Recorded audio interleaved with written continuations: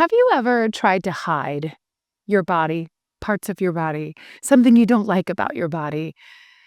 Whether that was at like a pool party or you were taking a photo with friends or family and you sucked it in and you moved just right to get the right angle.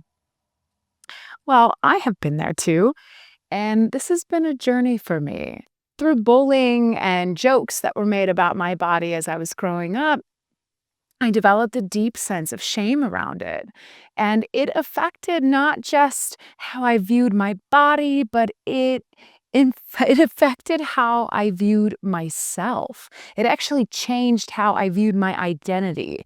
It shaped how I did everything. And in today's episode, I'm going to help us untangle this shame from this false identity so that our true identity can shine through. It's something I've been working on for a long time, and I can't wait to share it with you. 1, 2, whoo! Welcome to Authenticity Lab. This is season 2 of the podcast where we explore how to thrive in uncertainty by connecting with our authentic selves. I'm Dr. Kelsey Miles. I'm a chemistry professor, a musician, and a songwriter. I use music and science to understand my world within and the world around me. And this month, we're focusing on the Calibrate phase of my Calibrate Experiment Optimize framework. And in particular, this month, we're focusing on my song number 2 of my album, I Am. This song is called Shadow, and it's all about those parts that we hide, not only from ourselves, but also from others. Now, in this Calibrate phase, the most important part is that we're radically honest about where we're at. In science, the idea of calibrating your instrument, which we are the instrument who observe the experiments, we take in all that data. You have to calibrate your instrument so that way you know where you're starting. Where's the 0-point line? So that way when you start to collect data, you can understand in what ways has it been affected. How your instrumentation, how you view things, how you hear things, how you understand the context of things, it's based on where your foundation is at. Someone could say the same thing to you today and 1 year from now, and it could mean very different things based on how you're calibrated, based on your mood. I mean, think of how someone has said the same thing and you snapped at them one day and the other day it didn't bother you at all. That's the calibration we're trying to do. And this isn't something that we fix it all when we you listen to every episode. The idea is that these weekly episodes help to keep you on track and just give you a place where you can spend a little time on yourself so that things don't get too out of whack. That's the whole reason why I'm doing this, because I've learned firsthand that having that core foundation of knowing yourself and knowing where you're at allows you to navigate life, especially uncertain situations. And I've had my fair share. In case in point, this is an uncertain situation for me. I'm currently traveling, and right behind me, if you're watching the video of the podcast, is my travel trailer. And so I'm on the road. I am in Wisconsin. I've got a festival show with my band. And my 2 cats, Rhodey and Encore, are kind of running around right now. We're in between campsites. I'm delayed in getting this podcast episode out. And I thought it was just because I was traveling. And the funniest part is that I'm filming it right now during the most uprooted I felt over the last week. Here I am filming this episode, and I'm bringing this in right now because I wanted to remind you how life is messy and we don't know what's going to happen, and times in which you don't feel inspired to do something, or if you're listening to an episode, for example, of mine, and it's not hitting, it's not like connecting with you at all, I encourage you to stop doing that thing, whatever it is. This is what I did. I wasn't feeling called to record the episode. And I kept thinking it was just because of travel. And then when I put my camper in this parking lot, it's right beside the swimming pool, that was when I realized I had not filmed the episode because I really didn't like my story that I'm going to share today. And when I parked beside the swimming pool, then it hit me. I had a much better story to tell you. That way we can understand how shame impacts our identity. And because this podcast is not only science-centered, it's really heart-centered, I found it important to make sure I paused, and I'm glad I did. Let me get into today's story. When I was about 11 or 12, we were having a pool party, and it was around family. I'd always struggled with my weight when I was younger. I remember so vividly uh, jumping. I remember getting ready to jump into the swimming pool. My siblings were in the pool, yelling, "Come on," And I run towards the swimming pool and I jump up. And as I jump up, someone that I loved yelled, "Shamu!" really loudly. Shamu, the killer whale from, I think it's SeaWorld. Yeah, 11, I was 11 or 12. And they yelled that when I was up in the air. And I jumped in the pool. It was one of those things where my brain was trying to organize it. And when I got out of the pool, everyone was laughing. So you kind of have to laugh, right? And then your brain still has to organize what happened because someone just called you the name of a killer whale while you were jumping into a pool. It probably didn't help that I think I was wearing a black swimsuit. But that experience did not make me feel very confident in my swimsuit or in my body. Because no 11-year-old girl wants to be called Shamu. And then on top of that, I remember when I was even younger, getting bullied on the bus and these kids asking me if I liked pigs. And of course I liked pigs. I liked all animals. Well, I didn't know they were trying to, make fun of me for eating too much bacon and stuff. They were trying to call me fat. So these things happened when I was younger. And often we don't realize the impact that they have until later on. And so I remember often being not excited about pool parties, being very sure to make sure I had like some kind of a cover up, like hiding my body, making sure that I hid my body, that I was prepared to hide my body. I would suck in my belly. I would, like put my arms back just right. And it was so not comfortable. Encore just joined the podcast. And it wasn't just about my body that I felt shame. It ended up affecting how I viewed myself. Not only did I start to develop this sense of, I don't like wearing bathing suits, I started to develop this sense of, I am someone who does not have a good body. I am someone who should hide my body. I am someone who is not, something's wrong with me. Something's wrong with my body. And as I say that, it's so interesting. The shame that I felt, the reasons I wanted to hide, was because I wanted to avoid that being true. And because when you get bullied and when you kind of had that in your mind that could be true, you start to identify with it, because if you are the one who is most aware of it and you hide it from other people, but you're most aware of it, then no one else can surprise you when they bully you again because you've heard it, you're aware of it. It's a weird way in which we protect ourselves. And this brings me to my song Shadow. And I haven't told many people. So if you got it this far in this podcast, this is something special and a gift for you. I think it's a fun little tidbit. This song Shadow, this is the second song on my album. I actually wrote this about the shame I had for my body and how much I ate food to feel better. I used food for emotional comfort and the shame that I felt around that. it's kind of fun for me to share that with you because only so many people will hear it, unless I become really famous or something, and then more people will know about my songs. But if I insert them in the middle of a podcast, then it's still kind of like a secret between us, you know?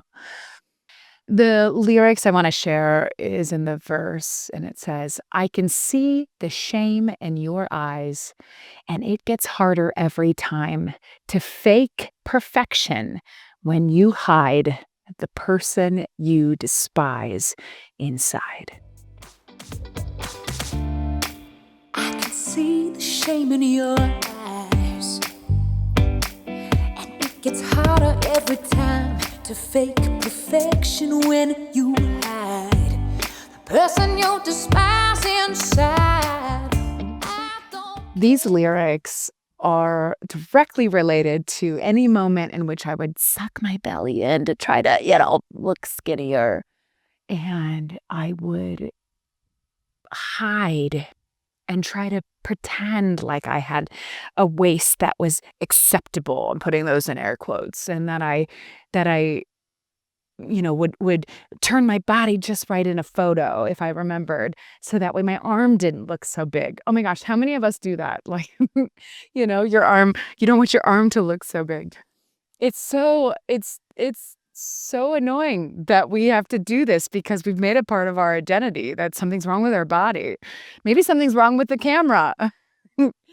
And so this lyric of, to fake perfection when you hide the person you despise inside, it really wears you down when you spend all that energy to hide this person you don't even like.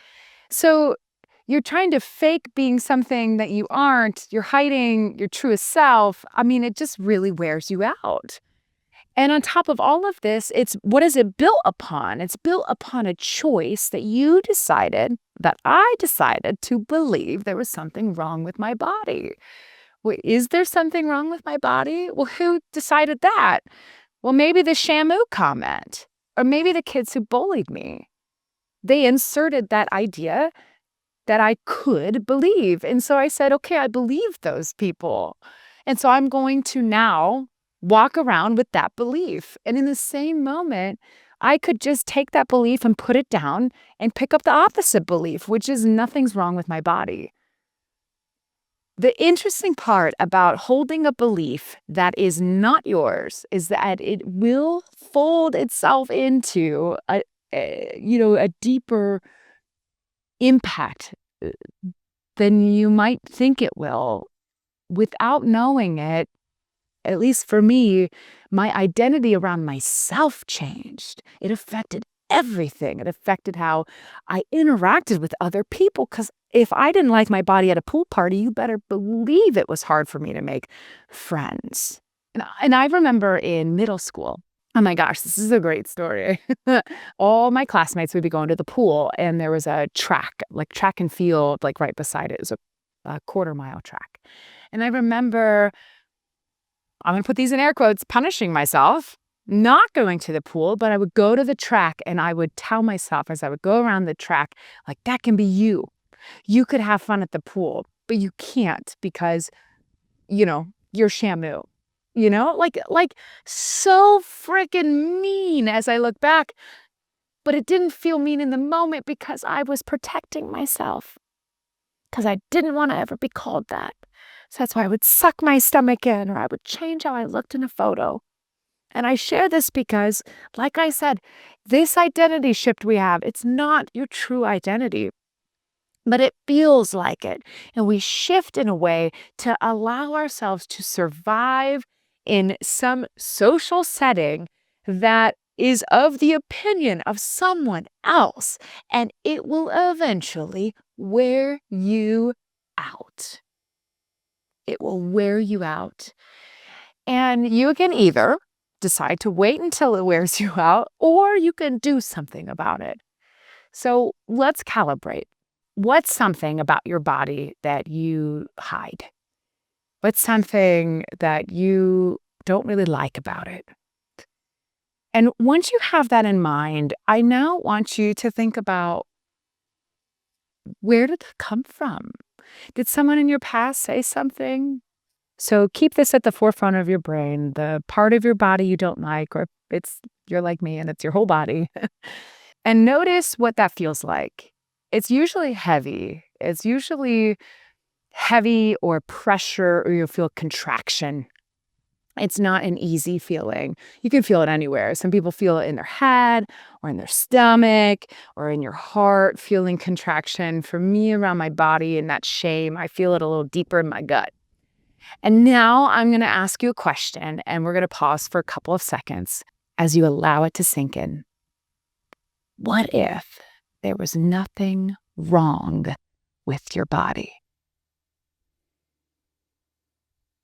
Take a deep breath with me.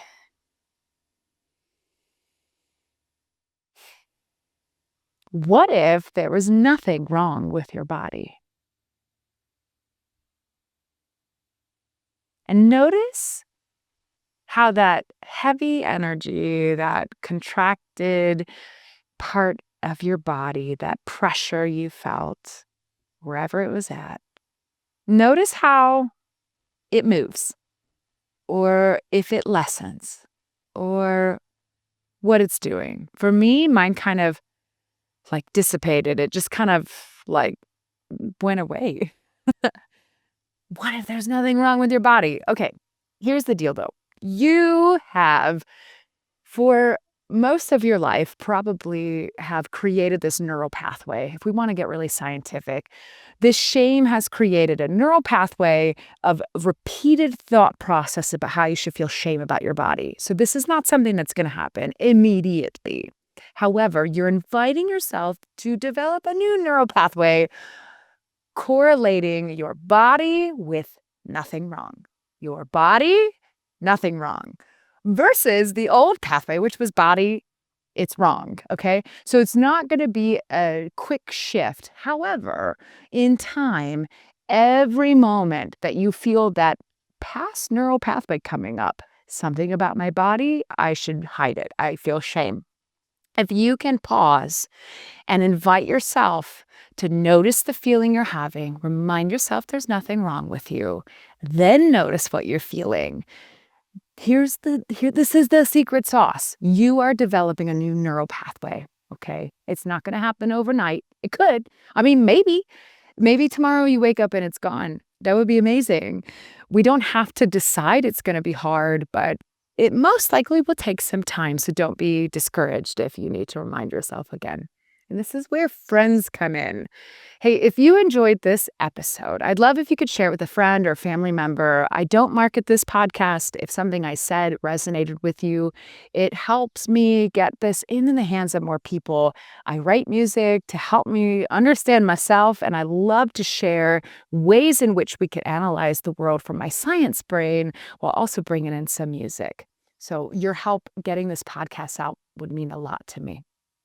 I want to leave you with one really cool part of this story. So I have worked most of my life trying to love my body. I'm still not perfect, but way better than what I was because I feel more at ease in it.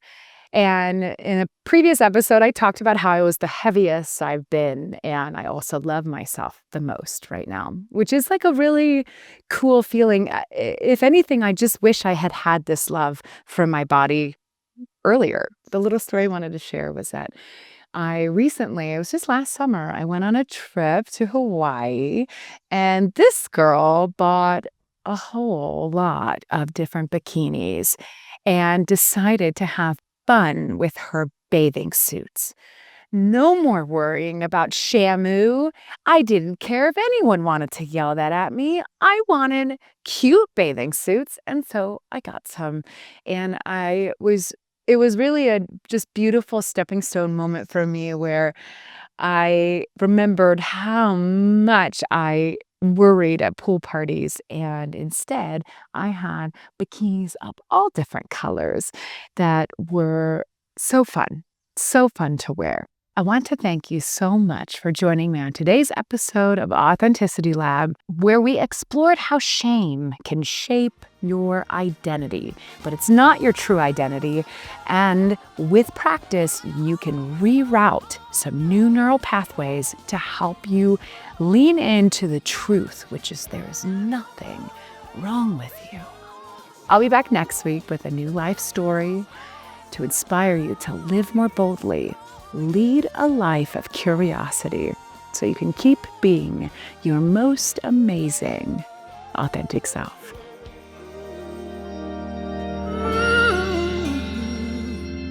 Yeah, that house will always call you.